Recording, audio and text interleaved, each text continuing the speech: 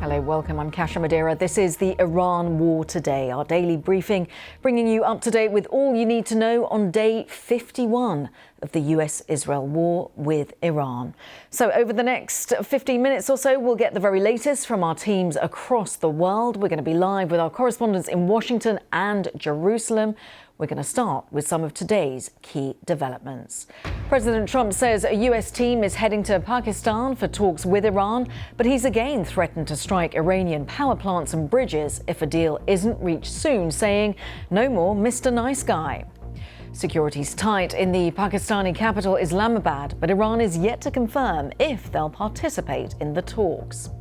The US president also accuses Iran of violating the ceasefire by continuing its blockade of the Strait of Hormuz. An Iranian official calls for him to lift the foolish American blockade on Iran's ports. And we'll have the very latest from inside Iran with the BBC's chief international correspondent, Lise Doucet. I think the only bit of light in this dark is that behind the scenes and this war of words, the mediators are still exchanging messages. And in Lebanon, the ceasefire there is allowing authorities to continue work to repair infrastructure in the south of the country. So we're going to start with the news from President Trump that a US delegation is heading to Pakistan on Monday for Iran negotiations. And as we've become used to, this news came from the president in a post on his Truth Social account. In his message, he didn't say who'd be taking part in the US delegation, but he did say it was time for the Iran killing machine to end. And he again urged the Iranians to make a deal, posting, "We're offering a very fair and reasonable deal, and I hope that they take it, because if they don't, the United States is going to knock out every single power plant and every single bridge in Iran. No more Mr. Nice Guy." While speaking to ABC News, Mike Waltz, the US ambassador to the United Nations, denied that the threat to hit infrastructure from President Trump could amount to a war crime. This is just a ridiculous argument we've heard in the media, from the Iranians, and frankly, from some lawmakers here at home. Well, President Trump also accused Tehran of a total violation of the ceasefire agreement in the Strait of Hormuz. There's no traffic sailing through the strait, which is under an effective blockade by both Iran and the US. Now, you'll recall, until the war, 1/5 of the world's oil and gas normally passed through Hormuz. Iranian state media showed pictures of vessels near Larak Island. The Iranian Revolutionary Guard says its forces have today turned back to oil tankers sailing under the flags of Botswana and Angola. On Saturday, several vessels said that they were fired on or hit by projectiles near the Narrows. Well, Iran has also accused the US of breaching the truce agreement with its naval blockade. Here's the Iranian parliamentary speaker. We even stated it to them explicitly. We will close the Strait of Hormuz and we will certainly pursue war. We will utilize all our tools. In this way, we were able to impose our will and our demands. So let's get the very latest. Let's cross over to Washington. Our North America correspondent Simi Jalaosho joins us live. And Simi, lots of fighting talk from both the Trump administration and also we heard from the Iranian side there. When it comes to the negotiations, what do we know? Who's going and what do they hope to achieve? In terms of who's going, well, the BBC has been told that the Vice President J.D. Vance will be leading these talks alongside Special Envoy Steve Witkoff and President Trump's son-in-law and senior advisor Jared Kushner. In terms of what they're hoping to achieve, well, we know the key demands by the US is firstly for the reopening of the Strait of Hormuz and a permanent end to Iran's blockade there. Secondly, constraints on Iran's nuclear program, including them giving up their enriched material, dismantling all their major nuclear enrichment facilities. And thirdly, an end to Iran's funding of its proxies, including Hezbollah in Lebanon. Now, the US has framed these talks as a sort of final diplomatic off-ramp before a potential return to a full-scale regional war. And when it comes to the potential of these negotiations not getting anywhere, we heard that really strongly worded threat from Donald Trump. Yeah, President Trump has again dialed up his rhetoric, saying that he could knock out all of Iran's power plants and bridges. He even said that it would be his honor to do what has to be done. There have been concerns from legal experts here that this could constitute a war crime. But what we're seeing out of the US is the naval blockade remaining in place. We're seeing additional sanctions being imposed, and then these threats from President Trump on civilian infrastructure. It's clear that the US is continuing to apply pressure, economic pressure on Iran into a deal. But these threats raises the stakes considerably, especially at a moment where the ceasefire and these negotiations are appearing quite fragile. They are indeed. Simi, as always, thank you so much. Simi Jala Osho, thank you. Well, the Pakistani capital is again being placed in lockdown in preparation for these negotiations. Our correspondent Caroline Davies is in the capital, Islamabad. Even before the president's post on social media, we were starting to see this across many of the streets in Islamabad, barbed wire stopping the roads. And you can see here that there are also police, we've seen army and also paramilitary groups, the Rangers, stopping these roads. Islamabad police have also said that they are stopping heavy vehicles coming into the city. And as we were driving around, we saw a lot of traffic as many of those main entrances into the city were closed. Here you can see this road, which is one of the main central roads, arterial roads in Islamabad. It's been entirely closed off for about a mile. At the other end is the diplomatic centre of the city. Down there as well is the hotel where these talks were taking place last weekend. And we know from this morning that guests there were being told that they needed to vacate their hotel. So already a lot of expectation. Now this confirmation from the president that talks will be taking place, but still waiting for more details about exactly what that entails. So what's the mood like inside Iran as the days tick down towards the end of the 2-week ceasefire between the US and Iran? Well, our chief international correspondent, Lise Doucette, is in the Iranian capital, Tehran. Now, she's reporting on condition that none of her material is used on the BBC's Persian service.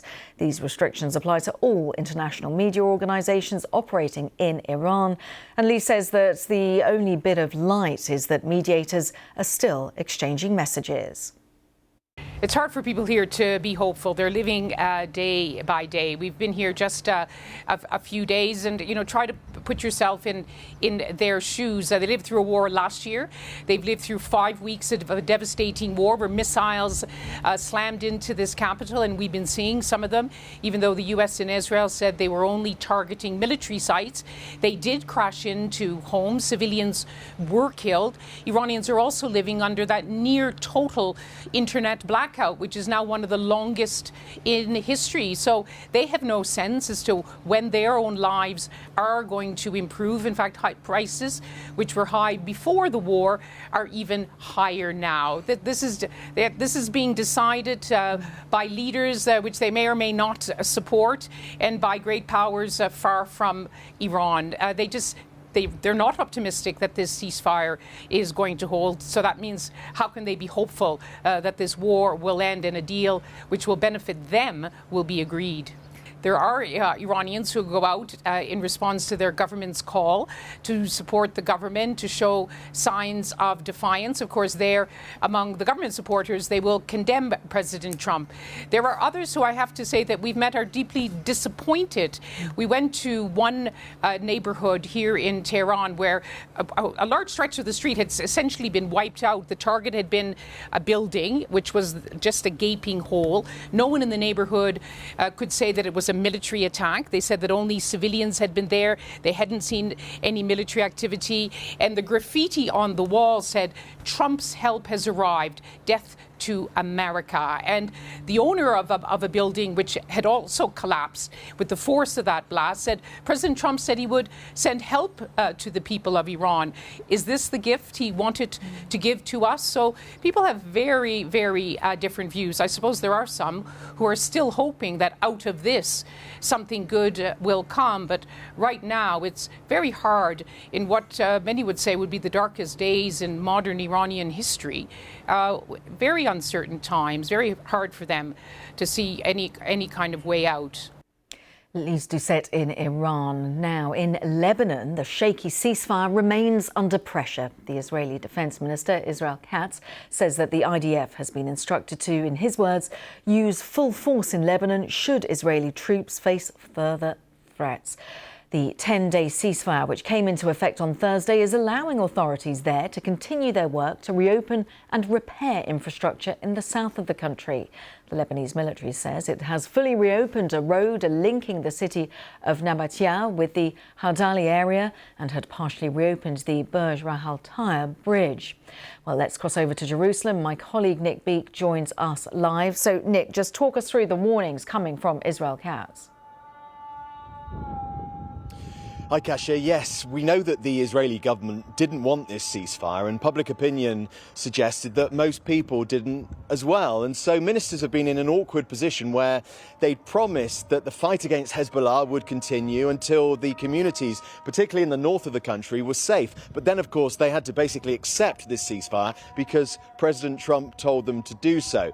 So what we've been seeing is this very tough language from ministers, including Israel Katz, the defense minister, saying that the full force will be used by Israeli soldiers if they are faced with threats. And if you look at the wording of this 10-day ceasefire, certainly according to the way the Americans have presented it, the Israelis are able to shoot and take action if there is a threat there that they perceive to be imminent or future. And it doesn't look like there's any monitoring or oversight at all. And in places they say that they are continuing to take action. Worth reminding ourselves, of course, there are 5 divisions of the Israeli army still in southern Lebanon. That's thousands of troops. Indeed. So a volatile situation when it comes to what is happening on the ground in Lebanon. Bring us up to date given the uncertainty of this. Yeah, well, it's a really dangerous picture there, Kasia, certainly for some of the 1 million people who were displaced in the past 6 or 7 weeks, and they've been trying to get back to their homes. We know that some people have been going over bridges that are being partially restored in places. The Israelis blew up nearly all the bridges. Well, in fact, they said all of the bridges that linked the south with the rest of the country because they said Hezbollah were using them to bring fighters and weapons over. So it is dangerous there. We know that a UN peacekeeper was killed over the weekend. 2 Israeli soldiers have been killed as well. The Israeli military says that it's going to some communities and blowing up houses because they've been used in the past by Hezbollah. At the same time, Hezbollah saying that they are abiding by this ceasefire. They want it to continue. They say they're going to show maximum cooperation with the Lebanese government. The government, though, has actually come under a lot of criticism for being involved in this deal. So I think it is a precarious situation. It is a ceasefire, which by nature is pretty fragile. And tonight, Prime Minister Netanyahu was talking about what's happening in Lebanon, but also he's looking to the wider picture with Iran, and he said the fight is not over. Nick, as always, thank you very much for giving us that bigger picture there as well. Nick Beek there joining us live from Jerusalem. So when it comes to the bigger picture, what chance do any peace talks in Pakistan have? Will Iran even go to them? And could we see the Strait of Hormuz opening? Well, we're joined by Siavesh Ardalan, senior reporter for BBC Persian. Let's start with those talks. Do we even know if Iran is going to take up the offer and go? We don't. There's been no official confirmation by Iran whether they're going to these talks or not. If anything, we've had reports from domestic news agencies affiliated with the hardliners in Iran saying that the Iranian team will not go to Pakistan and will not partake in these talks. And the reason they cite for it is that the U.S. has violated, in their words, this ceasefire because of continuing on with the naval blockade. So the question really remains, has a decision been made to go and they're just driving a hard bargain by not confirming it? Has a decision been made not to go, or whether they're still thinking about it? Because on the other hand, there's also this deep, deep mistrust of U.S. intentions. Some in Iran are even thinking that this whole talks, talk about negotiations is a deception, is a ploy to let the Iranian team go there and then assassinate them somehow, or escalate the war, or carry out a surprise attack. Because as you know, Iran was in the midst of talks twice when it was attacked by America and the US. So it's very, very confused picture at the moment. We're waiting any moment now. It could be, if the talks are held, they'll be on Tuesday. So we have till tomorrow to receive any official confirmation as to whether Iran will go or not. So you paint really a picture of deep, deep mistrust within the regime itself then. How is the situation there? Are you witnessing any rifts? There is a rift, but let's not give too much credence to it. There's not a rift within the decision-making circles because the Iranian position has been consistent fairly and very, they've been to the point, they haven't deviated from their initial positions. But there are many hardliners, especially these pro-government crowds that are taking to the streets every single day since the war began, filling the streets in Iran, demanding that the Iranian authorities and negotiators do not, concede to the U.S., that they not accept a ceasefire, that they continue this war to the very final end, thinking that Iran has the upper hand and it's in a position to really dictate the terms of an agreement. They are the ones who are literally pouring scorn on some of the negotiators, some of the tweets that Iranian negotiators post about the possibility of a ceasefire, the possibility of opening the Strait of Hormuz. They are saying, don't do that. And if you are counting on us for our support to come out of the streets and back you up, we won't do this if you concede too much to the Americans. Incredibly complicated situation. Siavash Adalan, my colleague from BBC Persian, as always, thank you very much for just talking us through and giving us the bigger picture. Thank you so much on what is day 51 of this war. So whether you're joining us on YouTube, TikTok, Sounds, radio or television, thank you so much for your time. We're going to be back around the same time tomorrow with the Iran War Today.